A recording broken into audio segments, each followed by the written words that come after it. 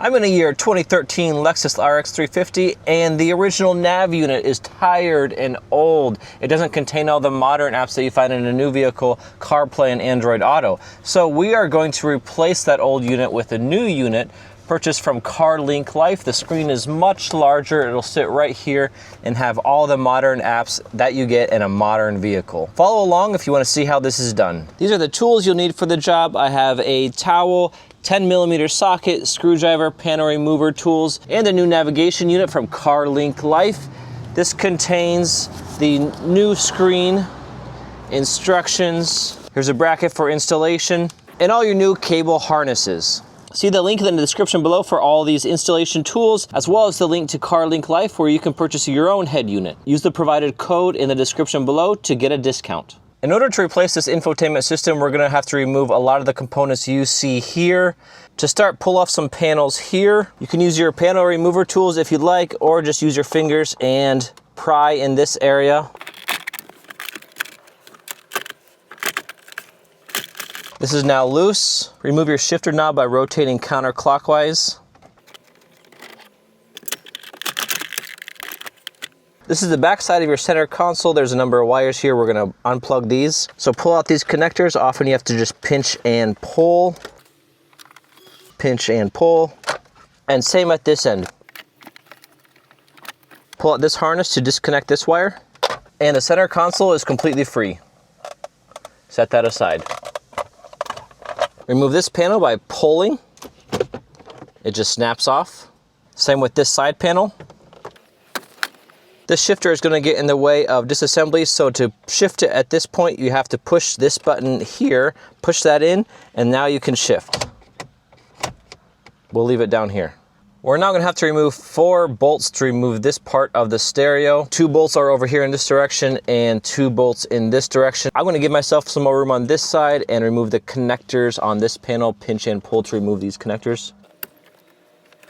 And I have a 10mm socket with extension. This is magnetic so I don't lose my bolts. Through this hole here in the right hand side, there's 2 bolts. One is oriented more in this direction and one in this direction. Remove both of those. There's bolt number 1. And now we go for bolt number 2. Bolt number 2. It's difficult to see, but on the other side of the stereo, we have 2 more bolts. Access those through this small hole here and pull out those bolts. This is when you'll need your towel. Put the towel over this shifter knob to protect the stereo as you pull it out. Simply pull with your hand down here. On the back side of the stereo, you're going to see a whole bunch of connectors. All of these have to be removed from the back of the unit. Simply pinch and pull to pull all of these out. Use a screwdriver or a panel remover tool, pry in this area here. The latch comes up, open the latch, and pull out your connector. Don't worry right now where all of these connectors go. These are what you call poker yokes, so each connector fits into only one port in one orientation. And the stereo is now completely free. Set that aside. We have to pull out our old screen, so in order to do that, use a panel remover tool and pry in this area here. Now give it a bit of a pull. To fully remove this screen, you have to remove some screws. There's one over here and one over here. They're black so they blend in with the background. Be careful not to lose these. They can fall easily into the cracks.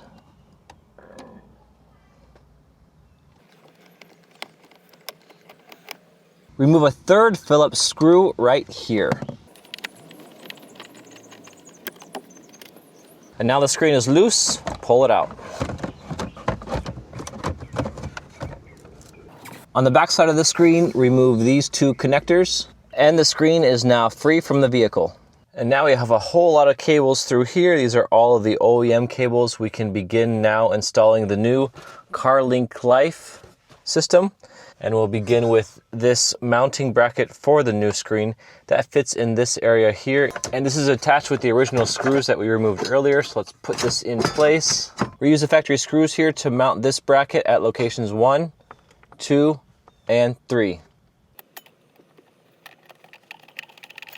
Screw number 2. And screw number 3 in this corner. The mounting bracket is now attached to the car, and these cables I've routed through this opening. This gives us extra length to connect to the screen later. Before we get too far and mount this bracket, I'm going to route some cables. These are the instructions provided by the manufacturer. So CarLinkLife provided a new wiring harness. Per the directions, we can see that this is a new radio screen, and the new radio screen connects to the CarLinkLife wiring harness at connectors 1 and 2 at these ports here. The original plug, that is this up here, plugs to the blue connector on the back of the new screen. And there exists here an original OEM rear camera cable right here that will also plug to the CarLinkLife wiring harness. So let's route the appropriate connectors up through this portion of the vehicle to later connect to our new screen. This is the new screen, so to determine which cables need to be routed up toward it from the CarLinkLife wiring harness, I'll find out which ones plug in. That one fits, and this cable fits here, so these need to route up to this area of the vehicle. I also see on the directions that mic right here, labeled mic, microphone I assume, is not plugged into anything, but the manufacturer did provide this microphone. I am going to plug this into the microphone connector here before I route this cable up to this area of the vehicle. So I'll take these two connectors, put them into this area, pushing them upward. And this is now what we have. The CarLinkLife cables are routed right here. The rest of the CarLinkLife wiring harness comes out down this direction and will connect down to the stereo below. I'll now fit this CarLinkLife plastic piece into this area here. This plastic mount is meant to be secured to the vehicle with 3 small black screws. They're inserted through holes 1, 2, and 3. You'll need a very long, small Phillips screwdriver for this. I modified this screwdriver by sanding down this bit here that allows me to reach into these long cavities. I'll try to find a link for you for the appropriate screwdriver and put that link in the description below so you can purchase your own. Here's our first screw, so I'll put it into this corner here and see if we can attach this plastic mounting piece. Screw number 2 in this corner, and screw number 3 at the bottom. I have another cable here that we have to use for the rear view camera. I'm going to attach this yellow connector to the CarLinkLife yellow connector here. And the opposite end of this connector connects to the OEM black cable here.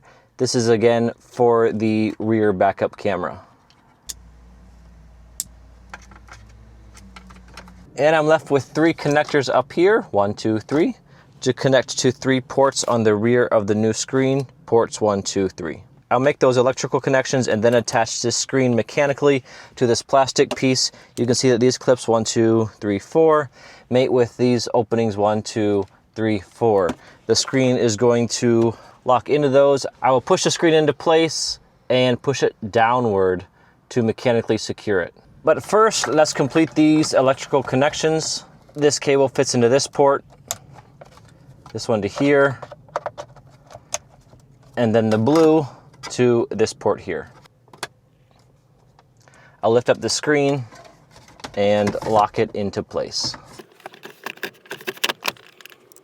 And from here we can get a first glimpse of what this is going to look like. This screen looks a whole lot more modern than the original, and it's a very clean and OEM looking install.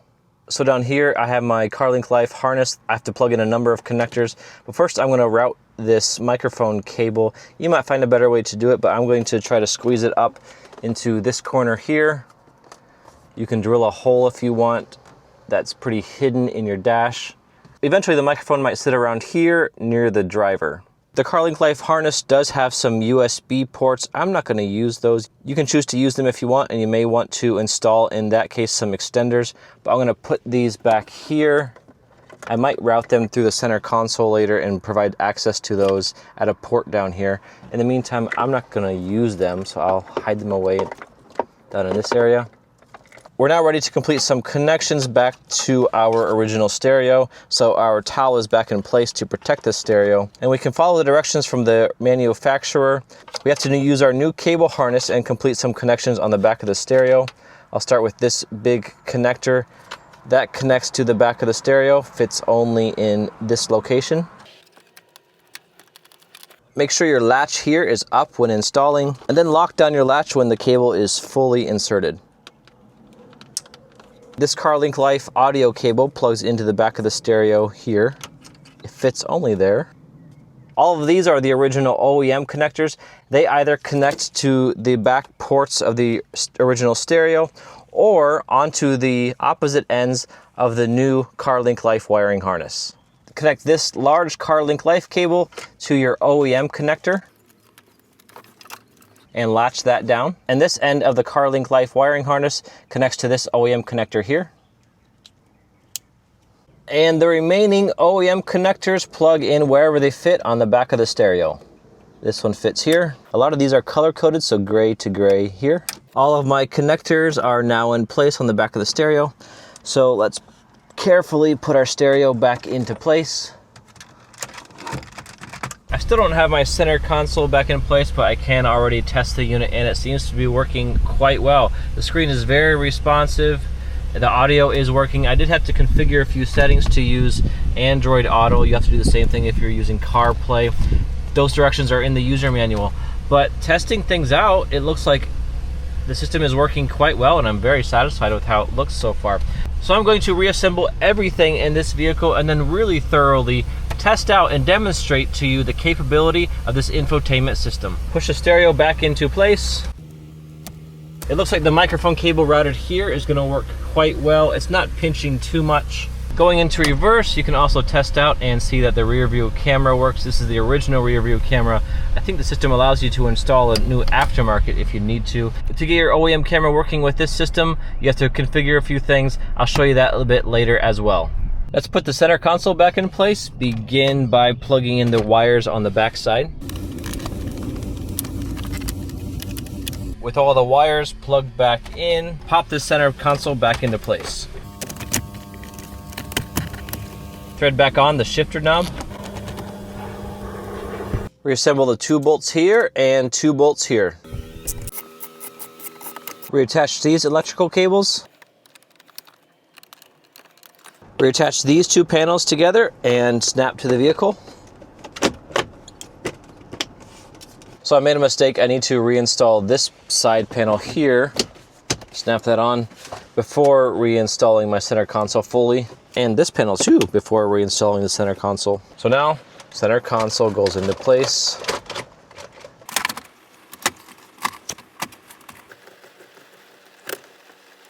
And with that, the new infotainment system is fully installed and the vehicle is put back together. I've been driving around with this new CarLinkLife infotainment system for about a week now, and it's very impressive. It is exactly what I needed to do. This new system greatly enhances the appearance and functionality of the infotainment in this vehicle. Google Maps, of course, works, Spotify, and I can go to a number of different apps. Exiting Android Auto, I can also go back to the original OEM display. Pressing and holding the menu button down here takes me back to the CarLinkLife display.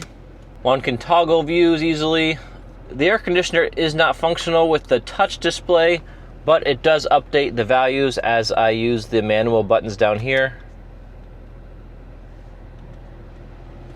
One note though, when you set up your system, you'll have to configure whether or not you're using Android Auto or Apple CarPlay. Go to Autolink type. I've selected Android Auto. You can also adjust in the settings menu a number of other settings. Like me, you might have to adjust a setting in order to get your backup camera to work. Go to car setting and in reverse type, select the camera that you're using. In my case, it's the original OEM camera. In order to get the audio to work, ensure on your OEM settings that you are using the auxiliary input. Press the mode button on your steering wheel a number of times to get to the auxiliary audio input setting. My phone is connected to the new CarLinkLife infotainment system via Bluetooth. You can check that out by going to the settings menu. The buttons on the steering wheel remain functional and you can adjust those buttons and what they do on the new system via car setting and wheel key learning. You can still dial out and receive phone calls via Bluetooth. Enter Auto Link to connect to the Android Auto system, in my case, CarPlay if you're using an Apple device. And the kids, when the vehicle is not moving, even enjoy playing games. Overall, I'm very happy with CarLinkLife's new infotainment system. I'm definitely not going back to the old one. I hope this helps you with your project.